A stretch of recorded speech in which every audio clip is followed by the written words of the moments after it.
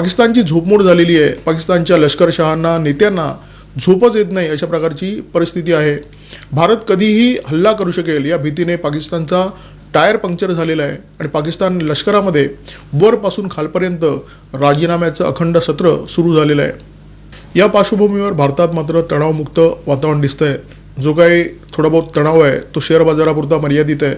राजकीय नेत्यांच्या बैठकांचं सत्र अखंडपणे सुरू आहे. याच्यामध्ये पंतप्रधान नरेंद्र मोदी, संरक्षण मंत्री राजनाथ सिंग, परराष्ट्र मंत्री डॉक्टर एस जयशंकर, गृहमंत्री अमित शहा, राष्ट्रीय सुरक्षा सल्लागार अजित डोवाल यांचा समावेश आहे. पाकिस्तानचा कणा कसा मोडता येईल याच्याबाबत या बैठकांमध्ये सातत्याने खल सुरू आहे.